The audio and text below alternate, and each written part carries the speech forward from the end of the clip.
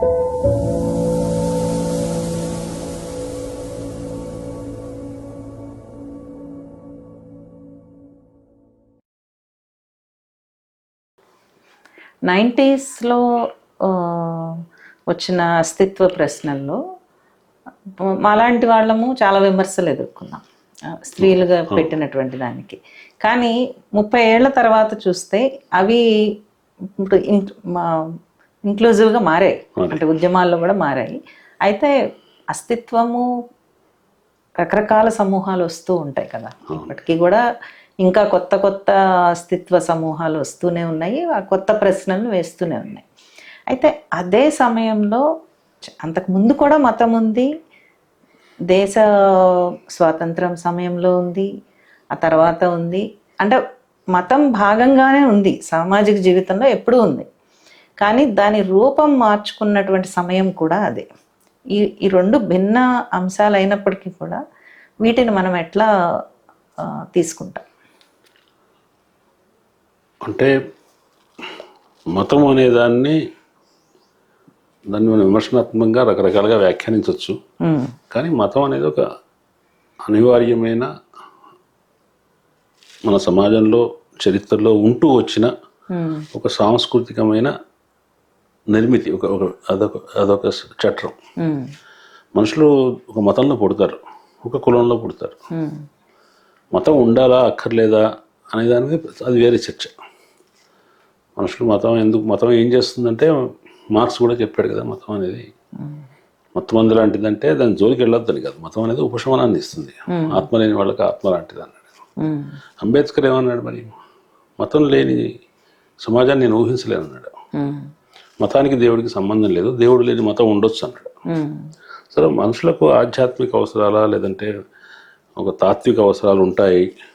సామూహిక జీవనం ఏది మతం అనేది సామూహిక జీవనం. మతం ఎందుకు ఉనికిలో ఉంటుంది, దానికి రీజనింగ్ ఉంటుంది కదా. ఎందుకు ఉంటుందంటే జీవితంలో ఏవో కొన్ని ప్రశ్నలు ఉంటాయి. ముఖ్యంగా అనేక యాదృచ్ఛికతలు, ప్రమాదవశాత్తు జరిగేవి, జీవిత గమనాన్ని మనిషి చేతిలో లేకపోవడం, గమనం మనిషి చేతిలో లేకపోవడం, ఊహించని ఉపద్రవాలు రావడం, నష్టం రావటం, ఏదో జరగటం, ఒకళ్ళకి లాభం రావటం, ఏవైనా మనిషి దాన్ని వ్యాఖ్యానించలేని అజ్ఞానమో పరిస్థితితో ఉన్నప్పుడు దానికి ఒక రీజనింగ్ కావాలి. ఆ రీజనింగ్ మానవాతీత శక్తితో లేదా ఏదో శక్తి ఉందనో అనుకోవటం, ఏదో కావచ్చు. మనిషి చనిపోయిన తర్వాత ఏమవుతాడు, పుట్టక ముందు ఏమిటి, మనిషి తనకు తాను ఒక పరంపరలో భాగం అనుకోవడంలో ఒక భద్రత ఉంటుంది.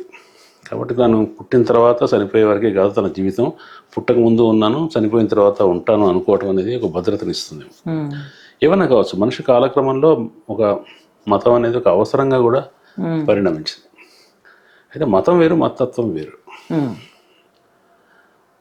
కాబట్టి ఇప్పుడున్న మతత్వం హిందుత్వం అంటున్నారు, కానీ నేను ఆ మాట వాడటం కంటే మెజారిటీ మతత్వం అనే మాట వాడతాను. ఈ మెజారిటీ మతత్వం కానీ మైనారిటీ మతత్వం, మన దేశంలో మైనారిటీ మతత్వంగా ఉంది, కొన్ని దేశాల్లో మెజారిటీ మతత్వంగా ఉంది. ఏదైనప్పటికీ మతత్వం అనేది మనుషుల్ని వాళ్ళ హేతుబద్ధ ఆలోచన విధానాన్ని, విషయాల్ని యాసిడ్గా చూడటాన్ని నిరోధించడం, ఆయా పాలక వర్గాల ప్రయోజనాలకు అనుగుణంగా దానికి వ్యాఖ్యానాలు చేసే పూజారి వర్గం మధ్యలో ఉండటం, ఇవన్నీ దానికి అదనపు విషయాలు. నేను ఇందాక చెప్పిన మతం ఒక అవసరం అనేది ఒక మతం యొక్క ప్రాథమికమైన స్వభావాన్ని చెప్పడానికి. మతం ఎందుకు మనిషికి అవసరం అంటే, మనిషికి మనకు ఒక కనెక్ట్ కావాలి చరిత్రతోటి, పూర్వీకులతోటి, స్థలంతో, ఇవన్నీ. కాబట్టి చాలా డబ్బున్న వాళ్ళకు ఉంటారు, ఆదివాసులకు దేవుళ్ళు ఉంటారు. కానీ ఒక వ్యవస్థగా మారిన మతం అది ఆ వ్యవస్థ చుట్టూ ఉన్న సామాజిక వ్యవస్థలోని ఎవరైతే ఆధిక్య వర్గాలు ఉంటారో వాళ్ళకి అనుగుణంగా మారటం, వాళ్ళ ప్రయోజనాలు నెరవేర్చడం అనేది సమస్య. దాన్ని ఇతర మతాల పట్ల ద్వేషంగాను, వాళ్ళను ఇతరులుగా మార్చే ప్రయత్నం చేయటం, దానివల్ల సమస్యలు వస్తాయి. ముఖ్యంగా రాజకీయంగా అది ఒక రూపం తీసుకున్నప్పుడు, ముఖ్యంగా జాతీయవాదం, మతత్వం అనేది ఇంతకుముందు ఇప్పుడున్న రూపంలో ఉందని నేను అనుకోను, మధ్యయుగాల్లో కానీ అంతకుముందు కానీ. కానీ ఇవాళ మతత్వం అనేది ఒక రాజకీయ ఆర్థిక ఆధిపత్యం కోసం మనుషులను తీవ్ర జాతీయవాదాన్ని కలిగించడం కోసం వస్తున్న మతత్వం ఇది. భారతదేశం దురదృష్టం ఏంటంటే, నిజానికి జర్మనీలో ఉన్నది ఫ్యాసిజం అనేది మతత్వం నుంచి రాలా. అంటే యూదు మతస్థులు కాబట్టి, హిట్లర్ క్రైస్తవుడు కాబట్టి అది మతపరమైన ద్వేషం కాదు, అది అట్లా వెళ్ళలేదు. లేదు. ఏమైనా అనుకుంటే ఆర్యులం కాబట్టి వాళ్ళు అనార్యులు కాబట్టి అని అనుకున్నాడు ఒక దశలో హిట్లర్. కానీ ఇక్కడ మతం ముఖ్యం కాదు, ఇక్కడ రేసు. యూదులు ఏమంటాము, ఒక మత వర్గము, రేషియల్గా కూడా వాళ్ళు డిఫరెంట్గా ఉంటారు కాబట్టి వాళ్ళ మీద వ్యతిరేకత. ఎవరో ఒకళ్ళ ఇతరులను సృష్టించి ఆ ఇతరుల ఆధారంగా తక్కిన వాళ్ళందరినీ ఏకం చేసి దానికి జాతీయవాదాన్ని జోడించి అదొక తిరుగులేని అధికారం వాళ్ళు సంపాదిస్తున్నారు. తిరుగులేని అధికారం అంటే సమ్మతి వస్తుంది. ప్రజలు ఒకదాన్ని ద్వేషించడం వల్ల వాళ్ళు ఒక కూటమిగా ఏర్పడతారు, వాళ్ళ నాయకుడిని విపరీతమైన మద్దతు పెరుగుతూ ఉంటుంది. అందుకోసం వస్తుంది భారతదేశంలో మతత్వం, అదే ప్రయోజనం. ఇక్కడ మతం ద్వారా వస్తుంది, అక్కడ జాతి విద్వేషం వచ్చింది. అదే కాబట్టి ఈ ప్రయత్నాలు అనేవి, దీని మూలం ఎక్కడి నుంచి ఉందంటే 1857 నుంచి ఉండొచ్చు, అంత ముందు నుంచి ఉండొచ్చు, లేదంటే బెంగాల్ విభజన నుంచి ఉండొచ్చు. జాతీయోద్యమంలో తొలినాళ్లలో మతాన్ని ఒక సాధనంగా, ఆయుధంగా వాడుకోవటంలో ఉండొచ్చు.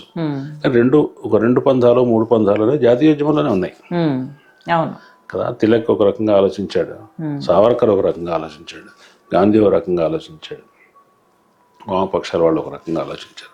వీళ్ళందరి దృక్పథాలు వేరే. అదే భారతదేశం దృష్టి, భారతదేశాన్ని వాళ్ళు అర్థం చేసుకున్న పద్ధతి వేరు. భారతదేశంలో అన్ని మతాల వాళ్ళు కలిసి జీవించవచ్చు అనేది గాంధీ అనుకున్నాడు. ఆయన ఐడియాలజికల్ పొజిషన్ అది. జీవించవచ్చు, కానీ ఈ దేశానికి చెందిన వాళ్ళు హిందువులు మాత్రమే వాళ్ళు మొదటి తరగతి పౌరులుగా ఉంటారు, మిగతా వాళ్ళు హక్కులు లేని 2వ తరగతి పౌరులుగా ఉంటారని సావర్కర్ అనుకున్నాడు. ఇది నిజానికి జాతీయోద్యమంలో ఏ కారణం వలన కావచ్చు మతత్వ పాయ ఓడిపోయింది. అంటే మెజారిటీ పక్షం నుంచి మైనారిటీ మతవర్గం ముస్లిం లీగ్ అని ఆలోచించి ద్విజాతి సిద్ధాంతం తీసుకొచ్చింది, మేము వేరుగా ఉండాలన్నది అని నిజానికి మెజారిటీ వర్గంలోని మెజారిటీ మతస్థులకు వాళ్ళలో మతత్వం పెరగటానికి అది కూడా దోహదం చేసింది. జిన్నా వైఖరి కూడా దోహదం చేసింది. అయినా కూడా ఈ మెజారిటీ మతవర్గం ఆ వైపు వెళ్ళలేదు. ఉన్నది ఆ రోజుల్లో కూడా. సావర్కర్ బలహీనంగా ఉన్నాడు, తర్వాత హిందూ మహాసభ లాంటి సంస్థలు ఉన్నాయి, కానీ దాన్ని కాంగ్రెస్, మధ్యవాద కాంగ్రెస్ అదుపులో ఉంచగలిగింది. వాళ్ళు అప్పటి నుంచి కూడా తమ చేతిలో విషయాలను తీసుకోవాలని ప్రయత్నం చేస్తూనే ఉన్నారు.